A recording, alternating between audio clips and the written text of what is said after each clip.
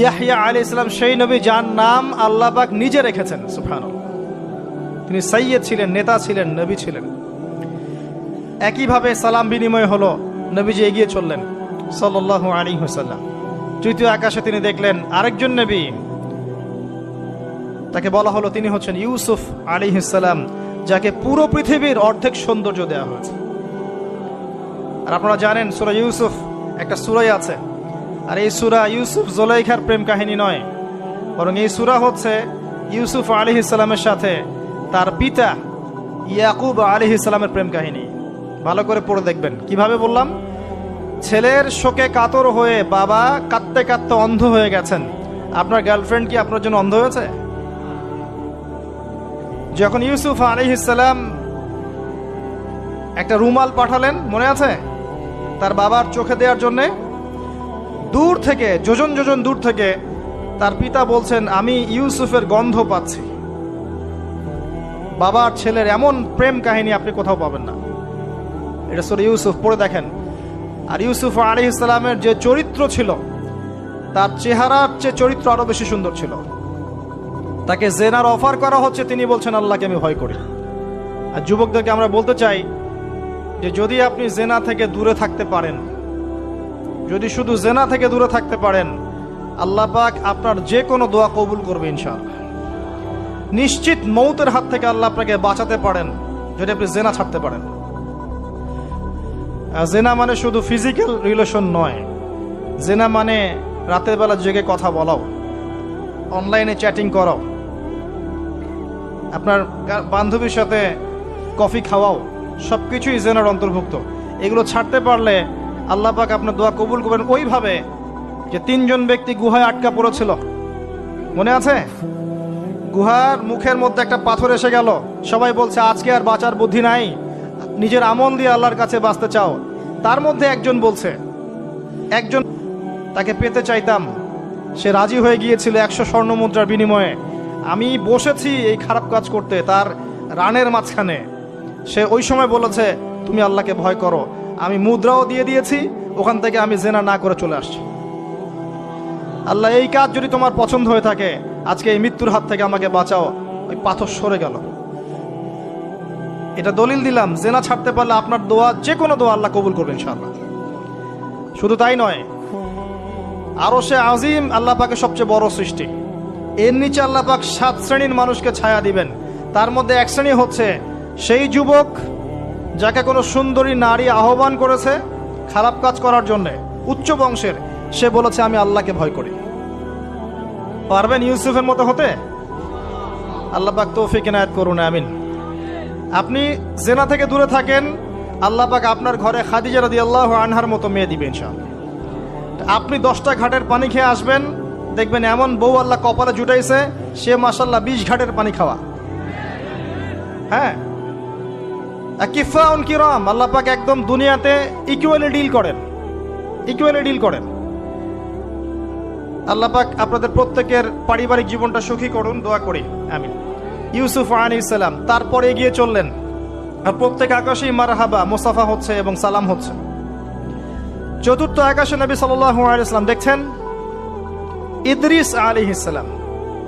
ইদ্রিস আলাইহিস সালামের কথা সূরা মারিয়ামের মধ্যেও আছে, পড়ে দেখবেন। সালাম বিনিময় হলো, নবীজি এগিয়ে চললেন। পঞ্চম আকাশে তিনি দেখছেন হারুন আলাইহিস সালাম। কার ভাই? মুসা আলাইহিস সালামের ভাই। তিনি কিন্তু মুসা আলাইহিস সালামের সাথে ফেরাউনের সামনে গিয়ে দাওয়াত দিয়েছেন, মনে আছে? আরেকটা কথা বলি, কোরআনে দাড়ির দলিল আছে? দাড়ি বলবে নাই। কোরআনে কোথায় দাড়ির দলিল আছে বলেন তো দেখি, কে বলতে পারবেন? কঠিন প্রশ্ন। 500 টাকা পুরস্কার দেব আমার পক্ষ থেকে, জান। যদিও 500 কোনো টাকাই না, টাকার মান দিন দিন কমছে। কোন সূরায় দাড়ির কথা আছে কে বলতে পারবেন? আলেম ওলামা বাদ, তারা তো পারবেন। আমরা সিভিলিয়ানদের জিজ্ঞাসা করছি, সাধারণ জনগণ, কে পারবেন বলেন? কোন সূরায় দাড়ির কথা আছে? দাড়ি কোরআনে একটা জায়গায় দাড়ির কথা আছে, কে বলতে পারবেন? দেখছেন, আল কোরআনের আলো ঘরে ঘরে যা আলো, তাই না? স্লোগান দিয়ে কাজ হবে না ভাই, প্রত্যেক ঘরে ঘরে কোরআনওয়ালা মানুষ তৈরি করতে হবে, তারপরে আলো অটোমেটিক ঘরে ঘরে জ্বলবে ইনশাআল্লাহ। আচ্ছা যাক, আমার টাকা বেঁচে গেল। সূরা তহায় আছে। কোথায় আছে? সূরা তহার মধ্যে আছে। একটা জায়গায় দাড়ির কথা আছে, সেটা হচ্ছে হারুন আলাইহিস সালামের দাড়ি। কার দাড়ি? হারুন আলাইহিস সালামের দাড়ি। মুসা আলাইহিস সালাম ফেরাউন থেকে যে দলবল নিয়ে পার হওয়ার পরে, বনু ইসরায়েলকে নিয়ে পার হওয়ার পরে আল্লাহ পাক তাকে 40 দিন ডেকেছেন তুর পাহাড়, মনে আছে? তুর পাহাড়ে তিনি গেছেন। এই ফাঁকে বনু ইসরায়েল শিরক করা শুরু করেছে, এই যে বাছুর পূজা শুরু করেছে, মনে আছে? পড়েন নাই কখনো? বাছুর পূজা শুরু করেছে। মুসা আলাইহিস সালাম তাওরাত নিয়ে আসছেন, এসে দেখছেন যে কওমের এই অবস্থা। তিনি রাগে তাওরাত ছুঁড়ে মারলেন।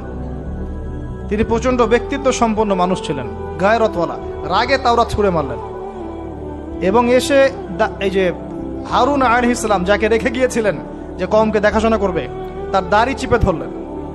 তুমি থাকতে এরা এই অবস্থায় গেল কিভাবে? এক হাতে দাড়ি, এক হাতে চুল চেপে ধরল। তুমি থাকতে এই অবস্থা হইল কিভাবে?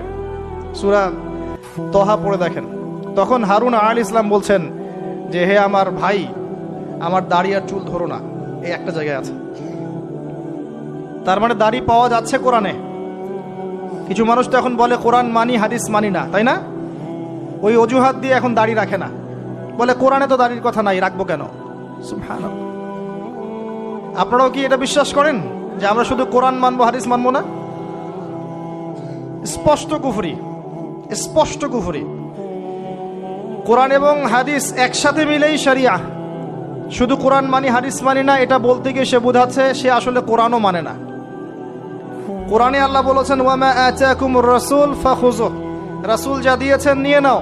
ওয়ামা নাহাকুম আনহু ফানতাহু, যা থেকে নিষেধ করেছেন দূরে থাকো।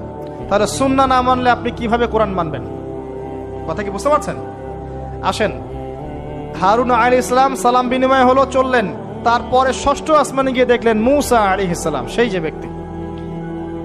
সালাম বিনিময় হলো, চলে যাচ্ছেন, আর মুসা আলাইহিস সালাম কাঁদছেন, কান্না করছেন। জিজ্ঞাসা করা হলো কেন কান্না করছেন? তিনি বললেন আমার পরে একজন যুবক নবী হবে যার উম্মত আমার চেয়ে বেশি জান্নাতে যাবে, এটা চিন্তা করে আমি কান্না করছি। তিনি হচ্ছেন মুহাম্মদুর রাসূলুল্লাহ সাল্লাল্লাহু আলাইহি ওয়াসাল্লাম। তারপরে গিয়ে চললেন সপ্তম আসমান। সেখানে সপ্তম আসমান মানে 7 নম্বর মহাবিশ্ব। সেখানে গিয়ে দেখলেন যে বাইতুল মামুর নামে একটা জায়গা আছে, ঠিক কাবা ঘরের একদম এক্স্যাক্টলি উপরে, একদম সোজা উপরে বাইতুল মামুর নামে একটা জায়গা আছে। এটা হচ্ছে ফেরেশতাদের ইবাদতের জায়গা, তারা সেখানে তাওয়াফ করেন। প্রতিদিন 70,000 ফেরেশতা, প্রতি মুহূর্তে 70,000 ফেরেশতা এখানে তাওয়াফ করে। এবং যার একবার তাওয়াফের সুযোগ হয়েছে সে আর কখনো সুযোগ পাবে না, শেষ। আল্লাহ পাকের ফেরেশতাদের সংখ্যা চিন্তা করেন তাহলে। এবার সেখানকার দেয়ালে হেলান দিয়ে আছেন ইব্রাহিম আলাইহিস সালাম। তার চেহারা একদম মুহাম্মদ সাল্লাল্লাহু আলাইহি ওয়াসাল্লামের মতো। এবং অনেক ছোট ছোট বাচ্চা তার সামনে খেলা করছে। ওই যে বাচ্চা কোরবানির কথা মনে আছে? যেসব মুমিন মুসলিমদের ছোট ছোট বাচ্চা কাচ্চারা নাবালক অবস্থায় মারা যায় না, তাদের আত্মাগুলো সেখানে চলে যায়, তারা সেখানে খেলা করতে থাকে। যারা পিতা পায়নি, যখন পিতার কথা মনে হয় খেলতে খেলতে, তখন তারা ইব্রাহিম আলাইহিস সালামের কাছে দৌড় দেয়। মায়ের কথা মনে হলে তার স্ত্রীর কাছে দৌড় দেয়। আমাদের যাদের সন্তান 2-1জন মারা গেছে, এটা আমাদের পরকালে অ্যাসেট, পরকালের সম্পত্তি। কিয়ামতের মাঠে ওই ছেলে ওই মেয়ে আপনার হাত ধরবে, আঙ্গুল ধরে ফেলে বলবে আল্লাহ আমার বাবাকে মাফ করে দাও, না হলে আমি জান্নাতে যাব না। তাই বেশি বেশি বাচ্চা কাচ্চা নিতে হয় সামর্থ্য অনুযায়ী, আর সামর্থ্য আল্লাহ দিবেন। যখন আপনি 4টা-5টা এরকম করে বাচ্চা কাচ্চা নিবেন, 2-1টা বাচ্চা মারা যেতে পারে, এগুলো আপনার পরকালের সম্পত্তি। এখন তো আমাদের জেনারেশনকে রেস্ট্রিক্টেড করার জন্য 2টো সন্তানের বেশি নয়, 1টি হলে ভালো হয়। সুবহানাল্লাহ। মুসলিমদেরকে চতুর্দিক থেকে চাপে ফেলা, চতুর্দিক থেকে গলা চিপে ধরা আর কি। জনশক্তিতে রূপান্তরিত হলে কোনো সমস্যা আছে? চাইনিজদের জনসংখ্যা কত? চায়নার জনসংখ্যা কত? ম্যাক্সিমাম জনগণকে তারা জনশক্তিতে রূপান্তরিত করেছে। এই আপনার পশ্চিমারা ন্যাটো ম্যাটো যত কিছু আছে, চায়নার এগেনস্টে কথা বলুক দেখি কত বড় সাহস। সারা বিশ্বকে নিয়ন্ত্রণ করে ফেলছে ওরা এখন। কই তারা তো আর তারা যখন দেখেছে যে আমাদের আর প্রয়োজন নাই, তখন তারা একটা লস দিয়েছে ওদের কান্ট্রিতে। এটা মুসলিমদের জন্য প্রযোজ্য নয়। যাই হোক, সন্তান সন্ততি ওখানে গিয়ে মারা গেলে আপনার অ্যাসেট। এরপরে আসেন যারা ইচ্ছা করে সন্তান হত্যা করছে, গর্ভের সন্তান যখন জানছে যে এটা মেয়ে তখন তাকে ফেলে দিচ্ছে।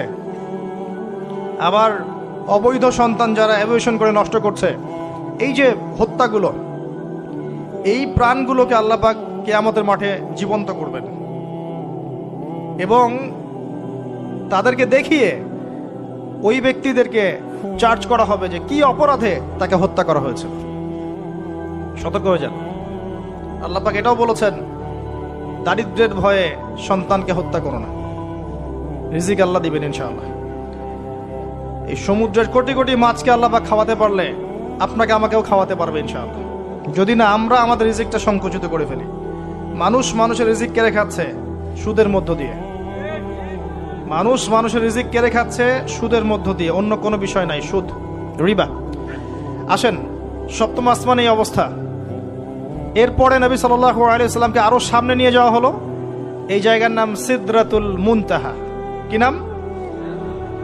সর্বশেষ জায়গা, যেখানে জিবরাইল আলাইহিস সালামও এর উপরে আর যেতে পারেন না। যদিও বা জিবরাইল আলাইহিস সালাম ফেরেশতাদের সর্দার, তিনিও যেতে পারেন না। তারপরে আরেকটা জগৎ আছে, ওই জগৎ থেকে আদেশ এই সিদরাতুল মুনতাহা পর্যন্ত আসে, এখান থেকে কালেক্ট করে নিচে নামানো হয়। আবার এখান থেকে কোনো আদেশ বা কোনো আদেশ না, এখান থেকে কোনো ফলাফল মুনতাহা পর্যন্ত নিয়ে যাওয়া হয়, সেখান থেকে উপরে তুলে নেওয়া হয়। ওটা একটা বর্ডার, কথা বুঝতে পারছেন?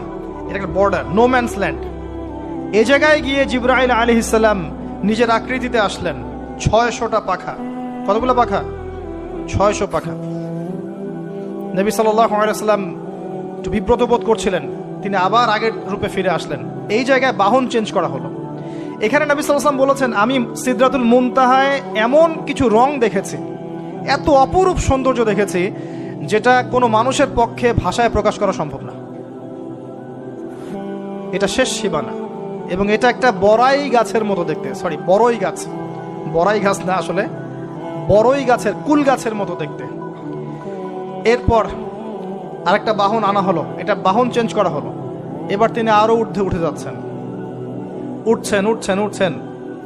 একটা পর্যায়ে ওই জগতে যে ফেরেশতারা আছেন যারা আল্লাহ পাকের আদেশ লিখছেন, ওই আদেশগুলো লিখার যে কলমের খসখস শব্দ, এটা নবীজি শুনতে পারলেন। সুবহানাল্লাহ। নূরের পর্দার কাছাকাছি তাকে নিয়ে যাওয়া হলো, একদম আল্লাহ পাকের কাছাকাছি, আরো সে আজিমের কাছাকাছি। এখানে আল্লাহ রাব্বুল আলামিন সরাসরি তার সাথে কথা বললেন, যা ওহী করার তা করলেন এবং স্পেশালি 3টা গিফট বা হাদিয়া দিলেন। কয়টা? 1 নাম্বার 50 ওয়াক্ত নামাজ। কত ওয়াক্ত? 2 নাম্বার সূরা বাকারার শেষের 3 আয়াত, সূরা বাকারার শেষের 3 আয়াত।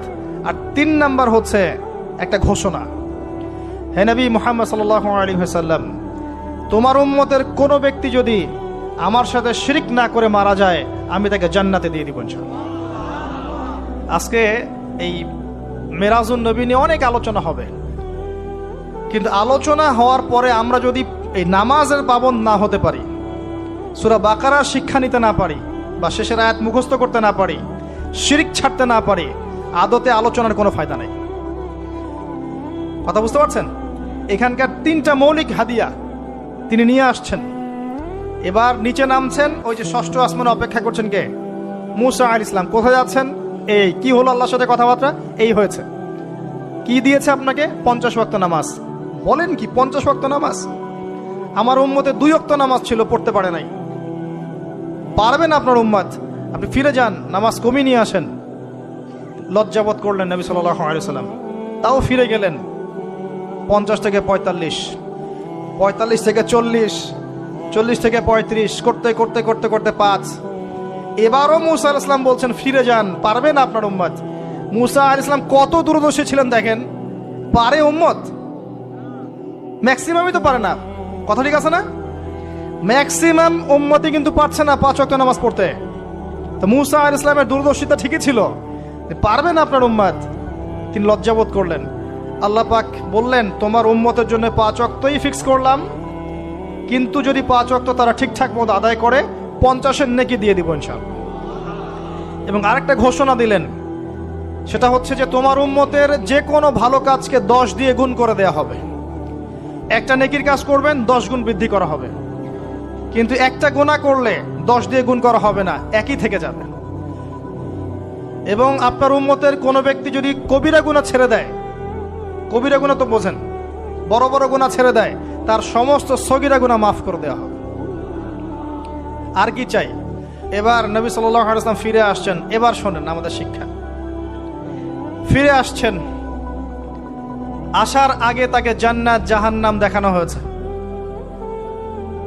নবী সাল্লাল্লাহু আলাইহি ওয়াসাল্লাম যে বিষয়গুলো দেখেছেন, এর মধ্যে যেগুলো হাদিসে এসেছে আমি খুব সংক্ষিপ্ত আকারে বলছি, এবং এখান থেকে আমাদের শিক্ষা নেবেন। মনে রাখবেন, এখন যেগুলো বলছে এগুলো এই উম্মতের জন্য খাস, আমাদের উম্মতে মুহাম্মাদের জন্য খাস। তিনি আসছেন, বারজাখের জগতি হোক আর জাহান্নামের শাস্তি হোক।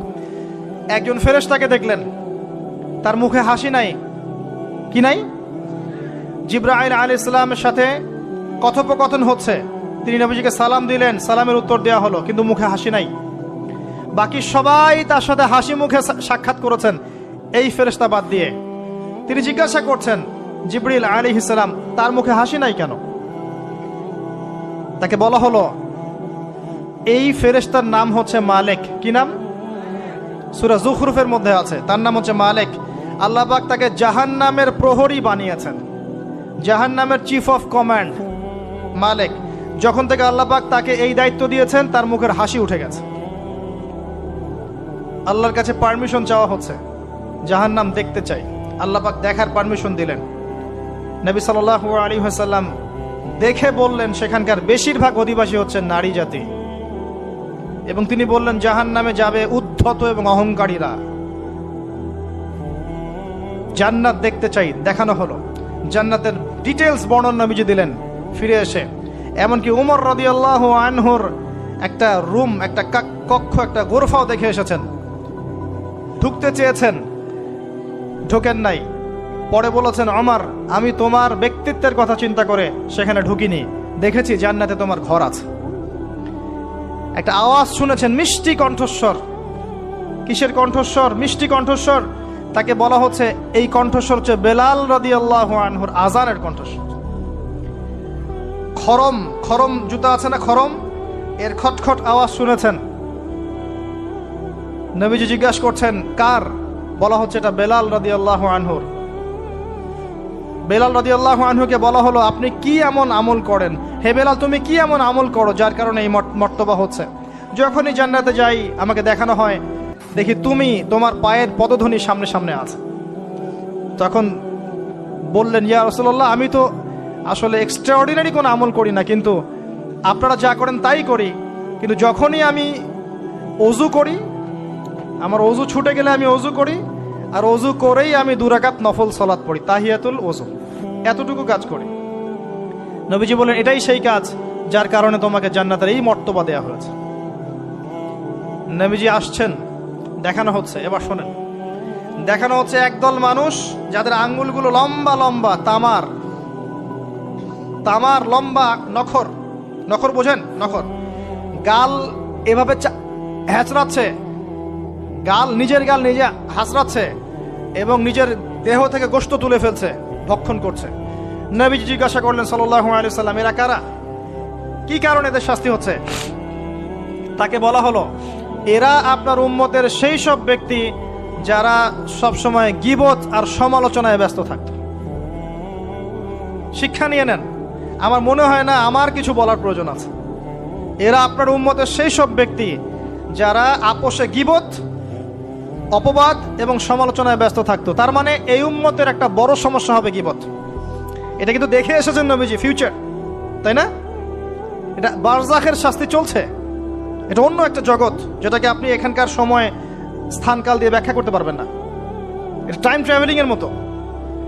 নবীজি আসছেন সাল্লাল্লাহু আলাইহি ওয়াসাল্লাম, দেখছেন listen to me very carefully. এবার নবীজি দেখছেন এক শ্রেণীর মানুষ, পেট এইরকম ফোলা, অট্টালিকার মতো পেট ফোলা, আর ভিতরে সাপ কিলবিল করছে, এবং এদেরকে রক্তের নদীতে ফেলে মাথাটা ফাটিয়ে দেওয়া হচ্ছে। নবী জিজ্ঞাসা করলেন সাল্লাল্লাহু আলাইহি ওয়াসাল্লাম, এরা কারা? মর্মান্তিক শাস্তি দেওয়া হচ্ছে, এরা কারা? এরকম শাস্তি দেয়া হচ্ছে, আপনি দেখলে আপনার কেমন লাগবে? নবীজিকে বলা হচ্ছে সাল্লাল্লাহু আলাইহি ওয়াসাল্লাম, এরা আপনার উম্মতের এই সব ব্যক্তি যারা ছিল সুদখোর, রিবাখোর। মানে এই উম্মতের অন্যতম বড় সমস্যা হবে রিবা, যেটা আমি বলেছি, প্রতিটা সেক্টরে রিবা। সবচেয়ে নিম্ন পাপ নিজের মায়ের সাথে জেনা করা, সবচেয়ে উচ্চ পাপ আল্লাহ এবং তার রাসূলের সাথে যুদ্ধ করা, এটা হলো সুদ। এবং এর বাস্তবতা হচ্ছে এই, ধনী দিন দিন ধনী হবে, গরিব দিন দিন গরিব হবে, এটা বাস্তবতা। রক্ত চুষে খাওয়া হয়, এই কারণে রক্তের নদীতে ফেলা হয়েছে।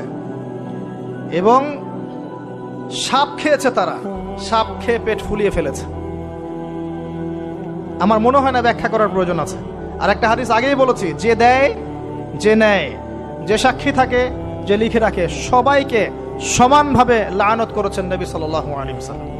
নবীর লানত নিয়ে হাউজে কাউসারের পানি কোশ্চিন কালো পাবেন না, কবরের উত্তর দিতে পারবেন না। এমনকি নবী সাল্লাল্লাহু আলাইহি ওয়াসাল্লামের সুপারিশ আপনার কপালে নাও জুটতে পারে, সতর্ক হয়ে যান। না খেয়ে থাকেন, সুদ খায়েন না। না খেতে খেতে না খেয়ে মারা যান, তাও সুদ খায়েন না। আর যদি আপনি আল্লাহর জন্য ছাড়তে পারেন, আল্লাহর জন্য ছেড়ে দেন, আল্লাহ পাক আপনাকে বেহিসাব রিজিক দেবে ইনশাআল্লাহ। যাররা পরিমাণ সন্দেহ করবেন না যে আল্লাহ কি দিবেন না দিবেন না, আল্লাহ পাক অবশ্যই দিবেন ইনশাআল্লাহ। ওয়া মান ইয়াতাওয়াক্কাল আলাল্লাহ ফাহুয়া হাসবুহ, যে আল্লাহর উপর তাওয়াক্কুল করে আল্লাহ পাক একাই তার জন্য যথেষ্ট। আল্লাহ পাক যথেষ্ট। ওয়া ইয়ারযুকু মান ইয়াশা বিগাইরি হিসাব, আল্লাহ পাক বেহিসাব রিজিক দেন যাকে চান। মিন হাইসু লা ইয়াহতাসিব, এমন উৎস থেকে রিজিক দিবেন যে সে কল্পনা করে নাই। ছেড়ে দেন। কিন্তু বিশ্বের শুরু থেকে নিচ পর্যন্ত রিবা দিয়ে ভর্তি। একটা ছোট্ট গ্রামে যাবেন, দেখবেন একাধিক সুদী এনজিও কাজ করছে।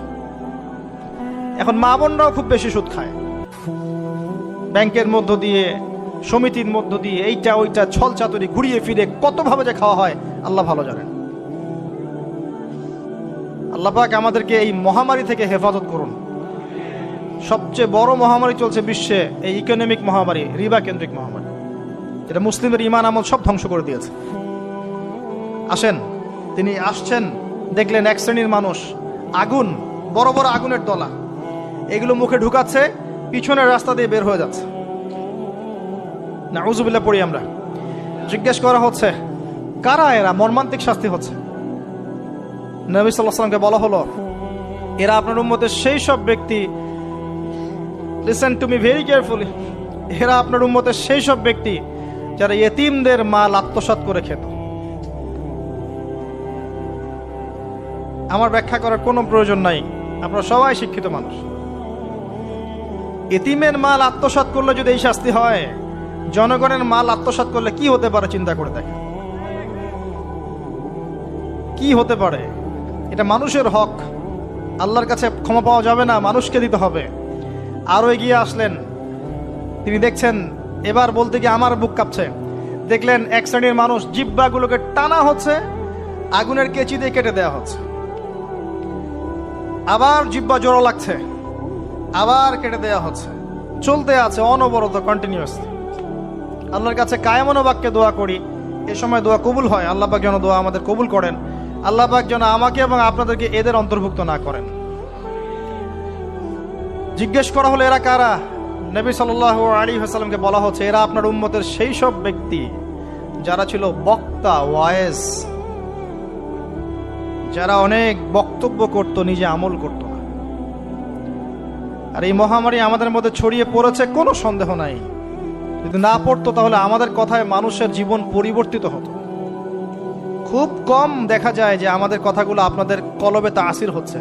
তাসির তখন হবে যখন আমার মধ্যে আমলটা থাকবে। আর এখন তো আমরা ওয়াজ মাহফিলে প্যান্ডেলকে বানিয়েছি পলিটিক্যাল প্যান্ডেল, কোনো কোনো ক্ষেত্রে বানিয়েছি ভোট চাওয়ার প্যান্ডেল, কোনো ক্ষেত্রে বানিয়েছি যে জিকিরের নামে যাবতীয় বেদাতি কারবার হবে, গানের মতো ডিজে জিকির হয়, ডিজে জিকির। মানে কি যে হয়, যে আসবে তারও কত কাহিনী, আবার বিগ বিগ বাজেট, এইসব না মিললে আবার বক্তব্য হবে না। তারপর দেখা যাবে 1 ঘন্টা কথার মধ্যে গাল গল্প কেচ্চা কাহিনী 50 মিনিট, আর বাকি 10 মিনিট একে অপরের সমালোচনা, কি শেষ ওয়াজ মাহফিল, মাশাআল্লাহ শেষ।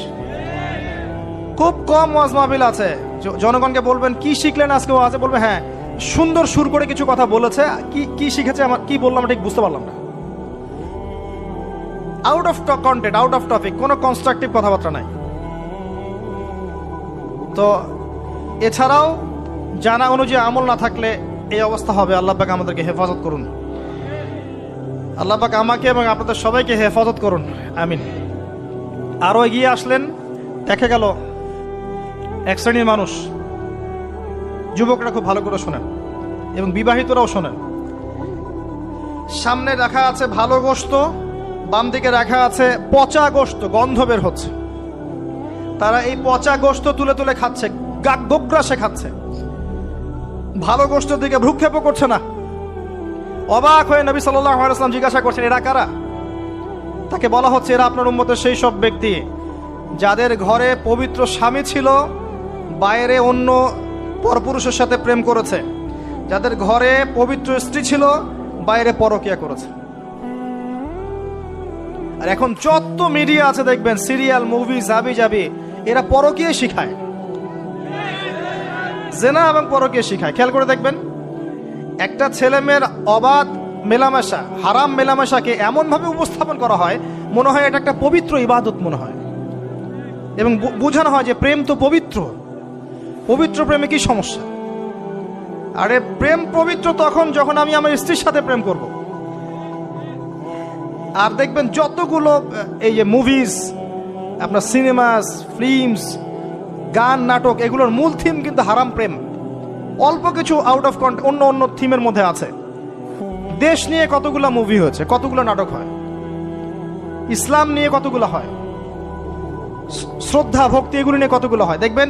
আর এই যে অন্য কান্ট্রির যে সংস্কৃতিগুলো ঢুকেছে, এগুলোর মূল থিম দেখবেন পরকিয়া করাচ্ছে, পরকিয়া শেখায়, বেহায়াপনা শেখায়, কিভাবে শাশুড়ির সাথে ঝগড়া করতে হবে, কিভাবে বউ রেখে আরেকটারে প্রেম করতে হবে, বউকে কেমন করে ব্লাফ দেওয়া যায়, এদিকে স্বামীরা ব্লাফ কেমন করে দেওয়া যায়, এগুলোই শেখায়।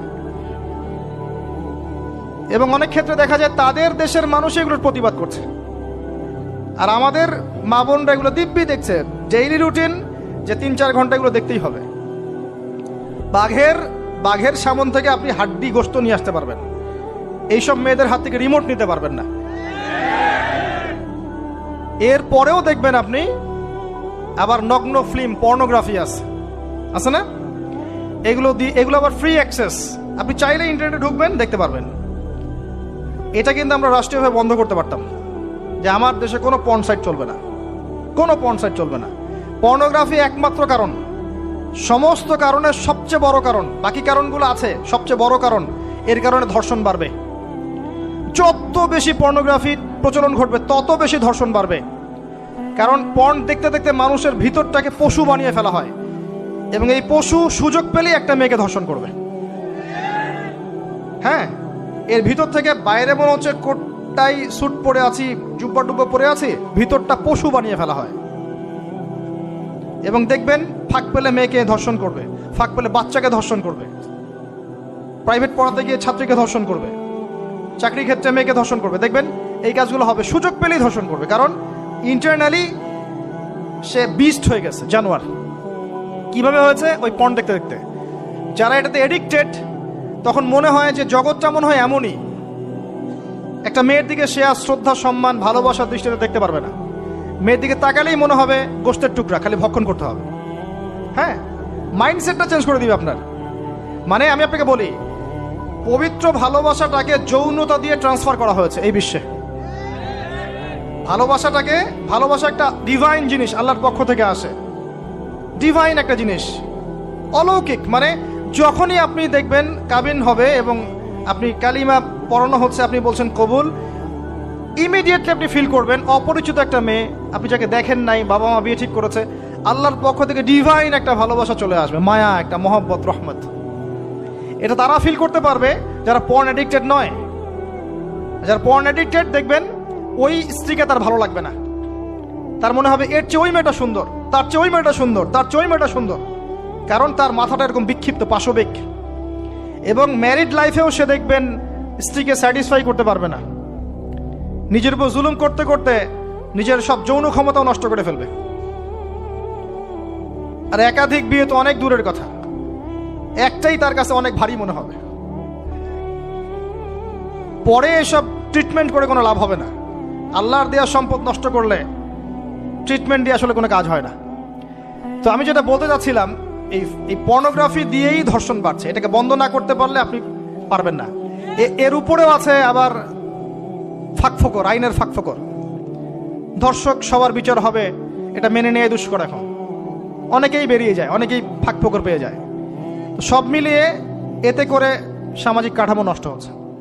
এর উপর ফ্রি মিক্সিং আছে, অবাধ মেলামেশা আছে, আমরা উস্কাচ্ছি এগুলোকে, কাছে আসার গল্প। আস্তে আস্তে দেখবেন কাঠামোটা আরো কলাপস করে যাবে দিন দিন। এর ফলে কি হবে আমি বলে দিই, শোনেন, আমার উপর রাগ করে না। দিন দিন কি হবে আমি এটাও বলে দিচ্ছি। যত ডে যাবে দেখবেন এর চেয়ে বেশি সমকামিতা বাড়বে। এগুলোর ফলাফল, এর খিজির আলাইহিস সালামের মতো চোখ দিয়ে দেখেন, এরগুলোর ফলাফল পরে আসবে এমন একটা সময় যে মেয়েদেরকে ধর্ষণ, এর সাথে সমকামিতা। কারণ মানুষ মেয়েদের উপর থেকে দেখবেন আগ্রহ কমে যাবে। এবং সমকামিতা যে বাড়বে, হাদিসে এসেছে যে এই উম্মতের উপর আমি ভয় করি, এই উম্মতের মধ্যে সমকামিতা ছড়িয়ে পড়বে। আল্লাহর রাসূল বলেছেন আরো বাড়বে চাইল্ড অ্যাবিউজিং, বাচ্চাদেরকে রেপ করা হবে বেশি বেশি বিকজ অফ এই পর্নোগ্রাফি। যতদিন যাবে দেখবেন যারা মেয়ে সন্তানের বাবা খুবই সতর্ক, সাবধান।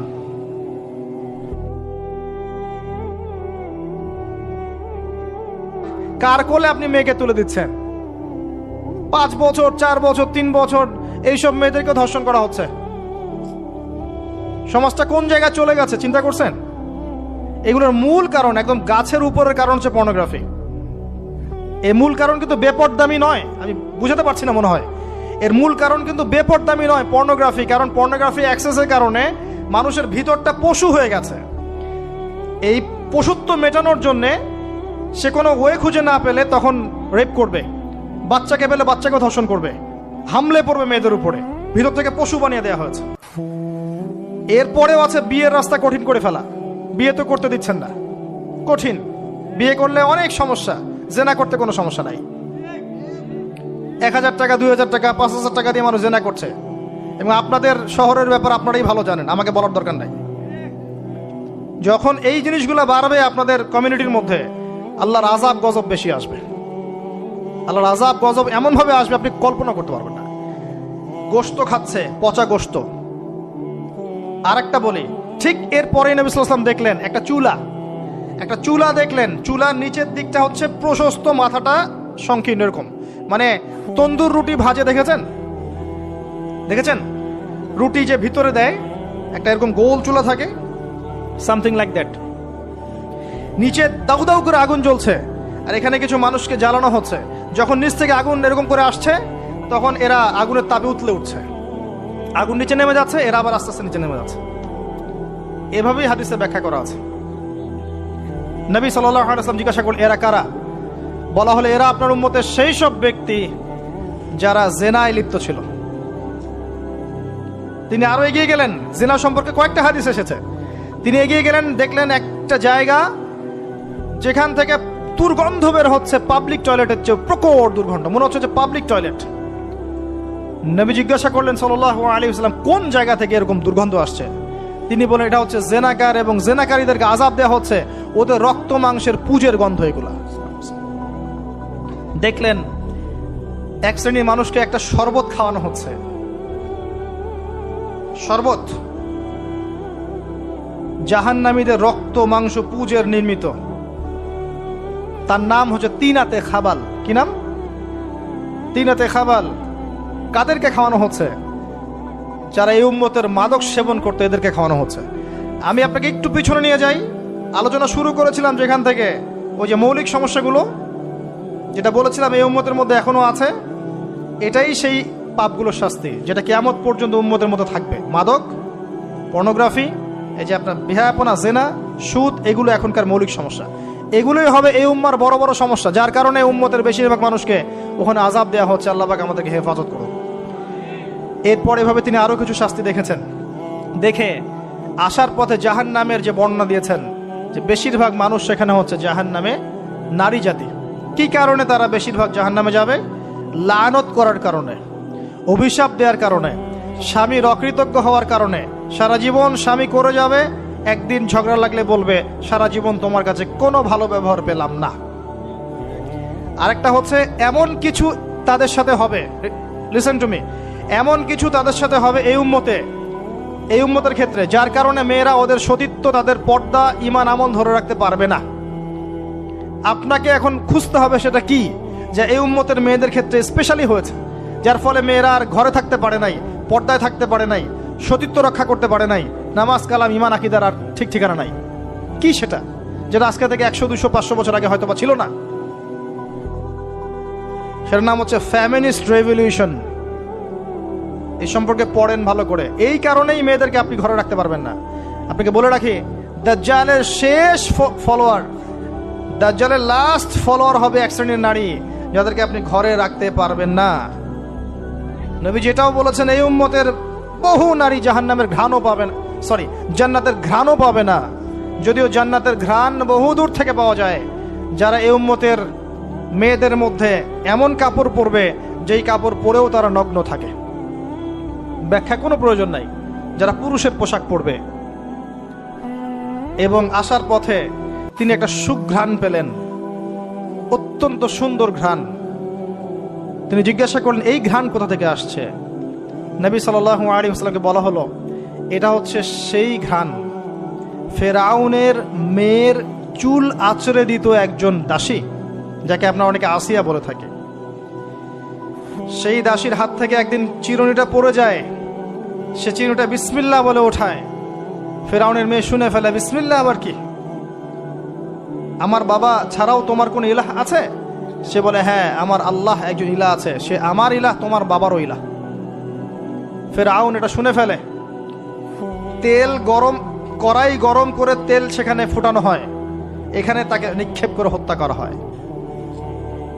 আসিয়া মৃত্যুর আগে সে আল্লাহর কাছে দোয়া করেছিল, আল্লাহ, আমার জন্যে তোমার জান্নাত, তোমার পাশে একটা জান্নাত, একটা ঘর নির্মাণ করো, আর ফেরাউনের এই আযাব থেকে আমাকে হেফাজত করো, বাঁচাও।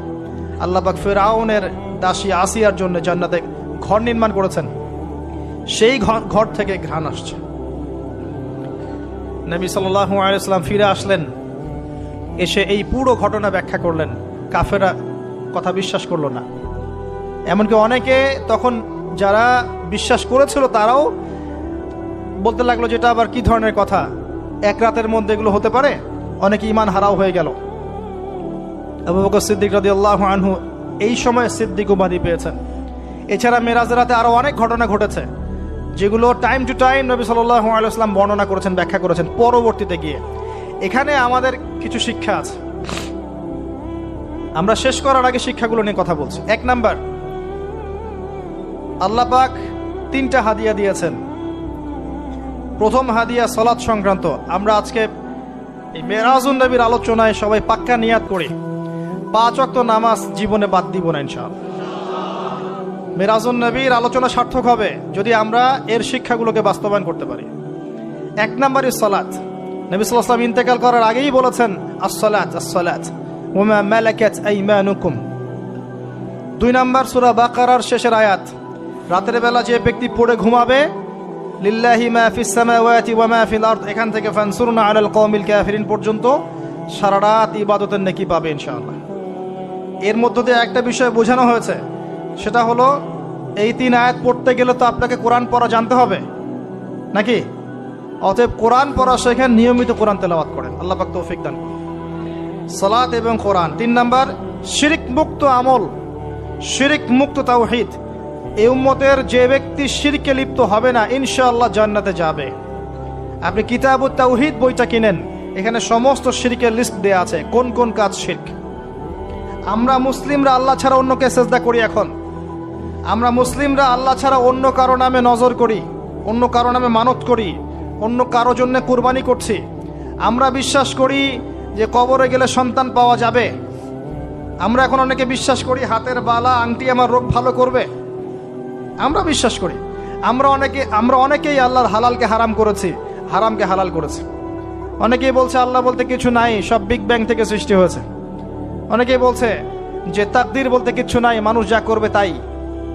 প্রচুর শিরকে আমরা লিপ্ত আছি।